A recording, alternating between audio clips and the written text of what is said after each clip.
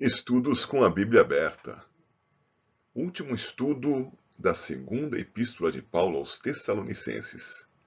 Segunda de Paulo aos Tessalonicenses 3, versos 17 e 18.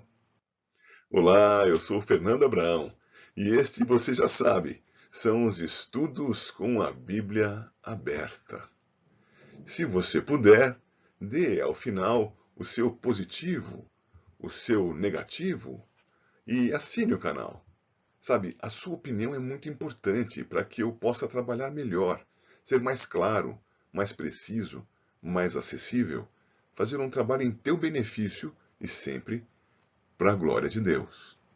Hoje nós vamos ver, nos estudos com a Bíblia aberta, em 2 de Paulo aos Tessalonicenses 3, versos 17 e 18, algo a respeito do direito autoral. E vamos ver também de quem procede a bênção sobre a igreja. Vamos estudar isso com a Bíblia aberta. Primeiro, o nosso texto. A saudação é de próprio punho. Paulo. Este é o sinal em cada epístola. Assim é que eu assino. A graça de nosso Senhor Jesus Cristo seja com todos vós. Vamos começar pelo verso 17. Primeiro, a gente percebe, por inferência, que a epístola, embora de autoria de Paulo, foi anotada por outra pessoa. Essa função era realizada por pessoas que tinham boa qualidade de escrita, ou que enxergavam muito bem, ou que tinham uma condição de anotação mais qualificada do que outras pessoas que poderiam ditar o documento, mas teriam mais dificuldade para anotar aquelas mensagens e instruções. Então nós temos aqui a inferência de que Paulo trabalhou com um amanuense. Alguém anotou para ele a carta. Depois disso, nós temos que observar que há 4 ênfases na autoria da carta. O amanuense acabou de escrever o que nós temos como versículo 16 do capítulo 3.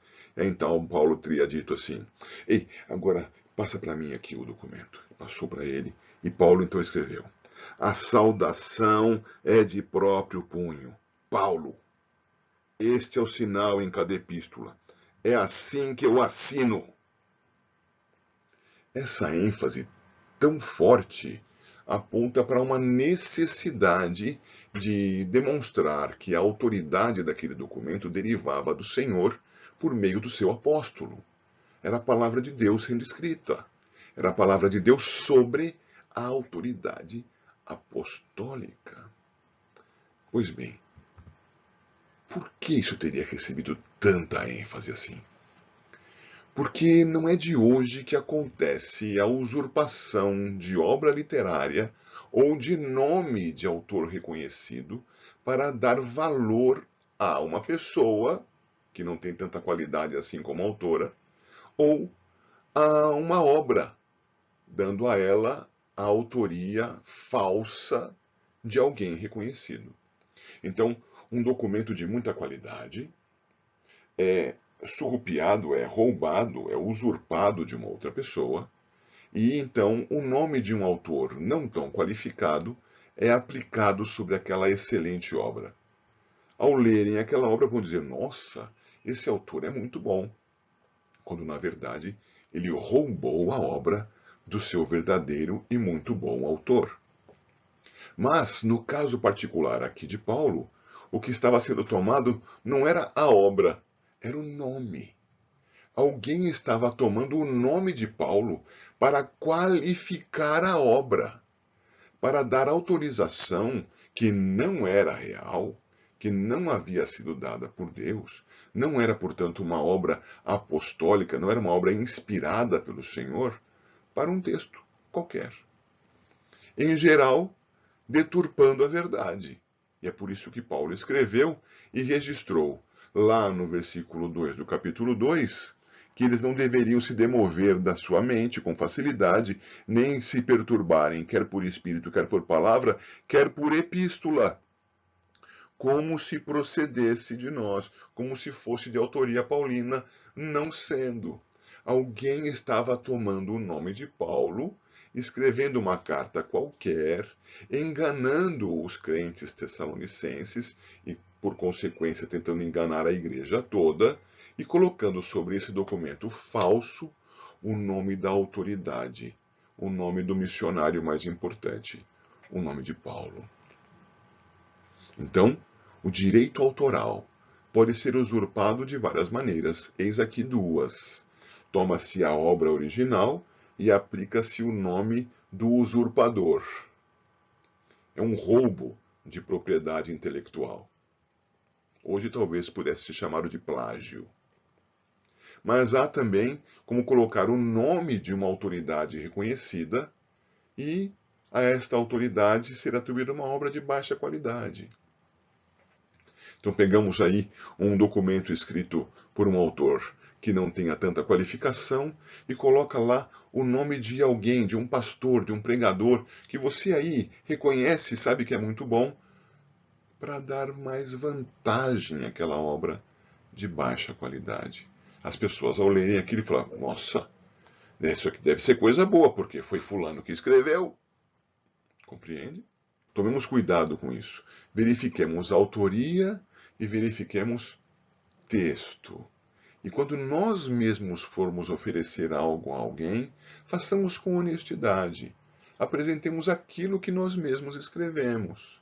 Você que é estudante, que está produzindo alguma obra acadêmica ou literária, faça isso com seus próprios meios. E se for citar alguém, cite a fonte. Diga o nome da pessoa que escreveu e de quem você empresta aquele conhecimento. Não minta, não roube, nem mesmo uma propriedade intelectual ou o nome de uma autoridade teológica, apostólica, como é o caso aqui, ou intelectual acadêmica em qualquer nível. Mas há também um outro aspecto a observar. Paulo estava dando ênfase de que havia pessoas trabalhando com o nome dele e escrevendo documentos contrários ao que ele ensinava, isto também com a possibilidade, e o texto nos dá um forte indício a respeito, no capítulo 3, verso 2, a fim de diminuir o respeito por Paulo. Nossa, que texto horrível é esse? Que ensino deturpado é esse? Quem escreveu isso? Foi Paulo que escreveu? Paulo não pode ter escrito uma coisa como essa. Será que foi Paulo? Se foi Paulo, então caiu no meu conceito. Por quê? Porque há homens perversos e maus, que fazem de tudo para se oporem ao Evangelho. E o mais fácil de atingir é o ministro do Evangelho. Capítulo 3, versículo 2. Ele está pedindo oração para que sejamos livres dos homens perversos e maus, porque a fé não é de todos. Portanto, tome cuidado. Quando você receber uma informação com o nome de alguém que você respeita por trás, verifique se aquela informação de fato é daquela pessoa, porque o propósito daquela publicação pode ser denegrir o autor a quem você respeita. E com isso, trazer a oportunidade para que alguém menos respeitado ganhe projeção. É a velha história de subir na vida pisando nas cabeças dos outros. Cuidado com isso. E seguindo para o último verso dessa epístola, vemos o registro paulino dizendo: a graça de nosso Senhor Jesus Cristo seja com todos vós. Que beleza, não é? Algumas pessoas vão entender que essa bênção seja de Paulo. É Paulo que está abençoando. Mas perceba que ele está desejando que a bênção do Senhor Jesus seja com eles. O que nós temos aqui, então, é algo que precisa ser visto com um pouco mais de cuidado. Inicialmente observando que a carta é concluída da maneira como ela foi iniciada. Veja lá o versículo 1 e o versículo 2 do capítulo 1. Paulo, Silvano e Timóteo, a igreja dos Tessalonicenses, em Deus, nosso Pai, e no Senhor Jesus Cristo. É importante observar, Senhor Jesus Cristo. Graça e paz a vós outros, da parte de Deus Pai e do Senhor Jesus Cristo. ele vai terminar a carta dizendo: a graça de nosso Senhor Jesus Cristo seja com todos vós. Ele demonstra, então, que com o uso dessas palavras, tanto no início quanto no fim da carta, com grande semelhança, que este pedido de bênção a Deus, essa impetração da bênção, que é um pedido da bênção de Deus sobre a igreja, é também uma maneira de saudar a igreja, de cumprimentar a igreja. Olá, a paz do Senhor. Até logo, a paz do Senhor. Percebe? É um desejo diante de Deus e é uma saudação ao crente. E isto se percebe bem que é como um desejo pastoral, porque Paulo não tinha bênção para dar para ninguém. Paulo não tinha como fazer a vida de ninguém ser transformada pelo seu próprio poder. Paulo não tinha energia saindo das suas mãos para dizer: a bênção chegue sobre vocês. Não tinha. Ninguém tem. É de Deus o poder. Quando estudamos o livro de Atos dos Apóstolos, nós aprendemos que os atos praticados pelos apóstolos eram atos no poder do Espírito Santo. Logo, alguns autores até comentam: atos do Espírito Santo pelas mãos dos apóstolos. Aqui, da mesma forma, nós temos um desejo pastoral. O pastor Paulo, o ministro do Evangelho, o missionário, o apóstolo Paulo, desejava a bênção de Deus sobre a igreja. Mas a bênção é do Senhor nosso Deus.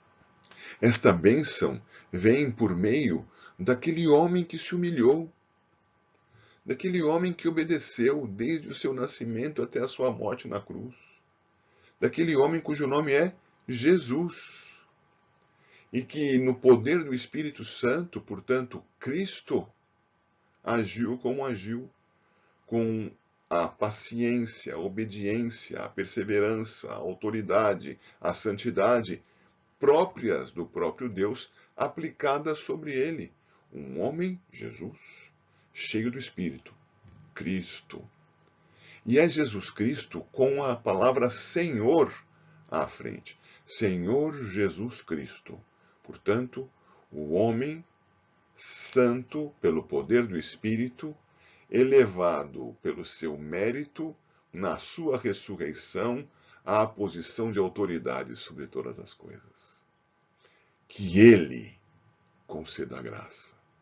Este nome completo é dotado de 2 títulos: Senhor, autoridade sobre todas as coisas.